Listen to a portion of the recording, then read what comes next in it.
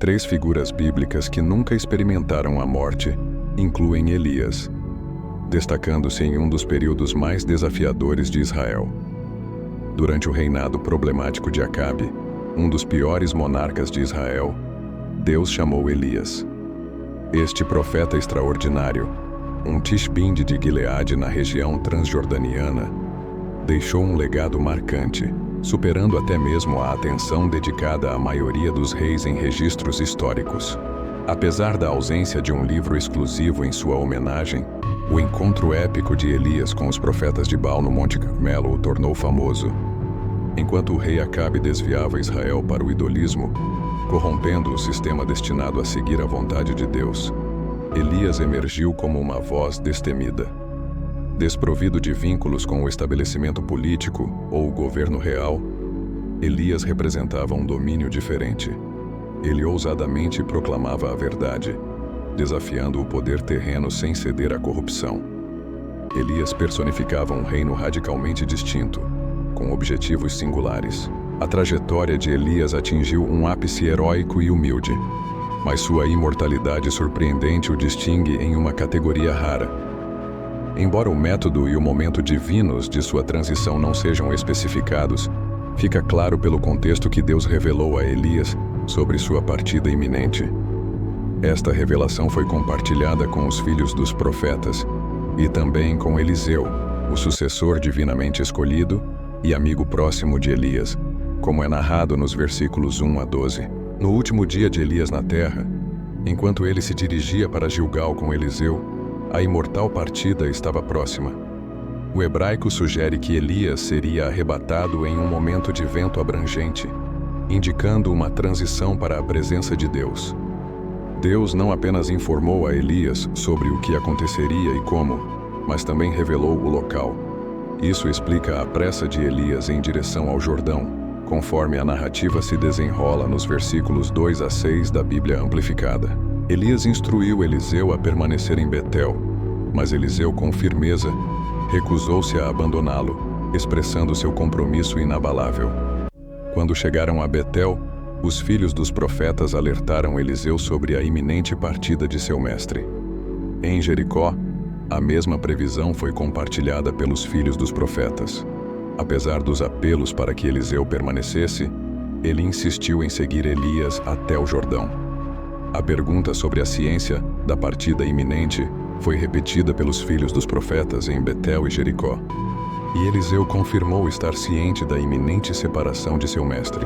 Eliseu respondeu afirmativamente em ambas as ocasiões. Sim, eu sei. Por favor, cale-se. Gilgal, conforme registrado em Josué 4, foi o ponto de partida significativo. Era o local do acampamento dos filhos de Israel após cruzarem o Jordão em direção a Canaã. Este foi o momento em que estavam seguros antes de iniciar a invasão do território inimigo. Para Elias, Gilgal marcou o início de sua última jornada. A próxima parada foi Betel, um lugar associado à oração e significando a casa de Deus. Finalmente, Elias chegou ao Jordão, um local associado não apenas à morte física, mas também à renúncia da vida terrena. Ao chegar ao Jordão, Eliseu afirmou a Elias que enquanto o Senhor vivesse, não o abandonaria. Elias, desde Gilgal, não estava tentando se livrar de Eliseu, mas sim testando seu futuro sucessor e companheiro próximo. No momento em que os dois alcançaram o Jordão, ocorreu um evento milagroso registrado em 2 Reis 2, 7 e 10 na Bíblia Amplificada. Elias, usando seu manto, dividiu as águas do Jordão, permitindo que ambos cruzassem a seco. Elias então perguntou a Eliseu o que ele desejava antes de ser levado. E Eliseu pediu uma porção dobrada do espírito de Elias. Continuando a narrativa em 2 Reis 2, 11 e 15, na Bíblia Amplificada, enquanto caminhavam e conversavam, uma carruagem de fogo com cavalos de fogo apareceu, separando os dois. Elias foi elevado ao céu num redemoinho. Este momento extraordinário aconteceu durante uma conversa casual entre os dois amigos.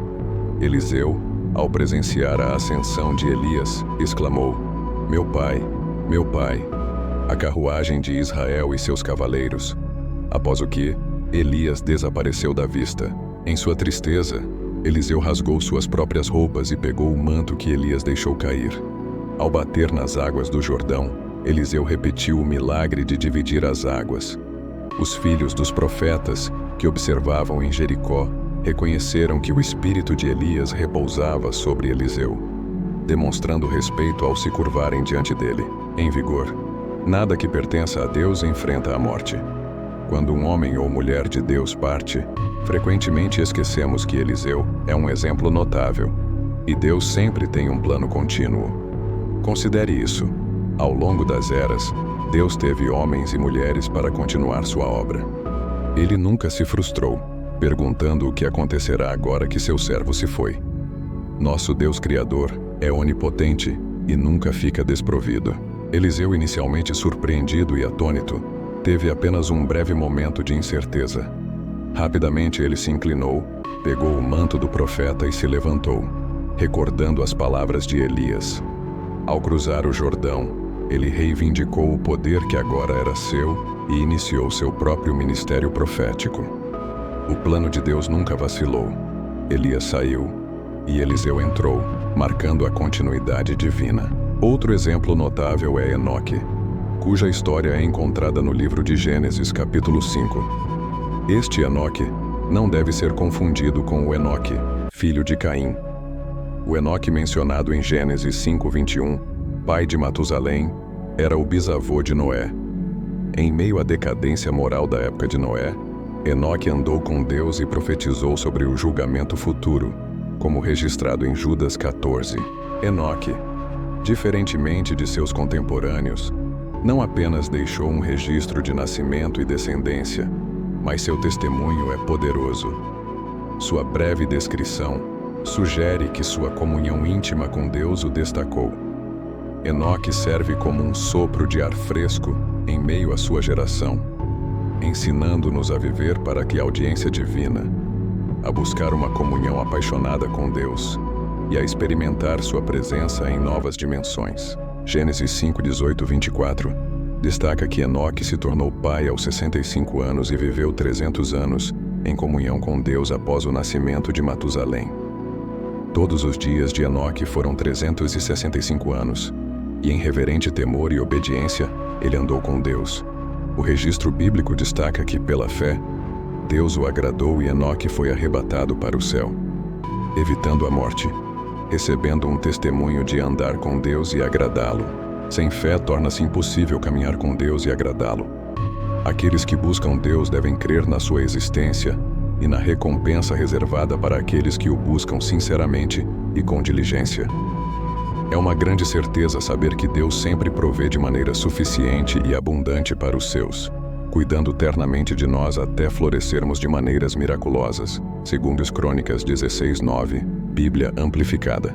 Os olhos do Senhor percorrem toda a terra em busca daqueles cujo coração é inteiramente dele.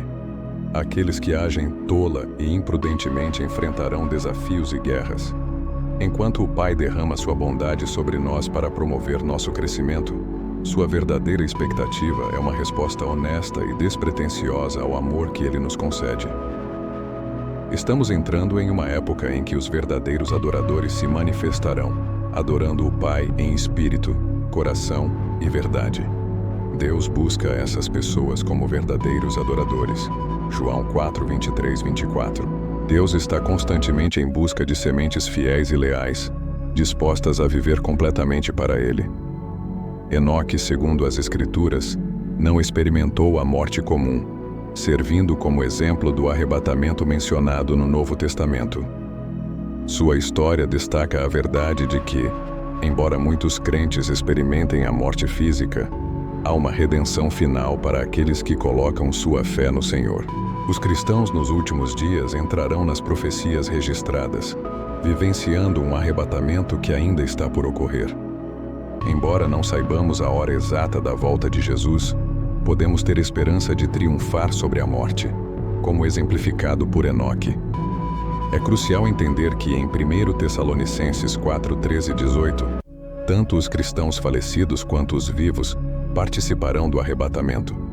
Portanto, confortemo-nos e encorajemo-nos mutuamente com essas palavras sobre nossa reunião com os crentes que faleceram.